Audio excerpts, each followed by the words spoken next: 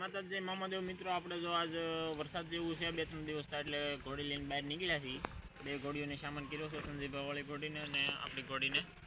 તો આપણી ઘોડીને થોડુંક પગે વગાડેલ હતું, તો આજ પાછી બહાર કાઢી છે. સજ લૂલી હાલે છે, પણ હવે હાલશે તો ઘડીક ધીમે ધીમે રાઇડિંગ કરીએ. એટલામાં રોડે ઓરા સાટા જેવું છે બધું, તો નાનો એવો રાઉન્ડ કરી અને ત્યારે પકડી દઈએ મિત્રો. તો બ્લોગમાં કન્ટિન્યુ રહેજો, મળીએ આગળ. તો મિત્રો, વરસાદ આવી ગયો છે ને આપણે ઊભી ગયા છીએ અહીંયા સાંયે. સાટા ન લાગે તો ઘડીક ઊભી ન કે વ્યા જાય ઘેરે હવે, કેમ કે આવવાનું તો કંઈ કાંઈ નહીં, બધું પલ્લી જાય આગળ સામાન ને ત્યાં બધું. અને એટલામાં આંટો મારવા જ નીકળ્યા હતા, પણ ક્યાં વળી વરસાદ આવી ગયો, નકર તો થોડીક રાઇડિંગ લાંબી કરત. તો મિત્રો, વરસાદ આવી ગયો ને આપણે હજી અહીંયા જ ઊભા છીએ. તો હવે ઘેરવી જવાનો વિચાર છે. આપણી ઘોડીના હજી પગ હોજો છે જ, પગે થોડોક હોજો, થોડોક પગે તાણે છે.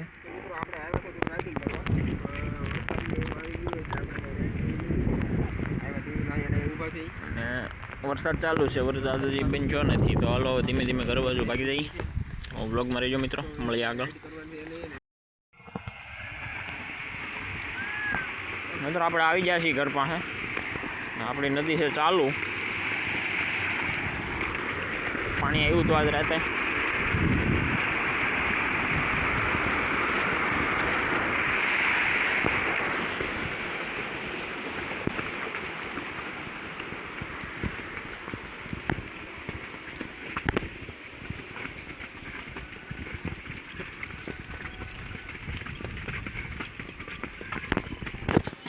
મિત્રો, આપણે આવી ગયા છીએ ઘરે અને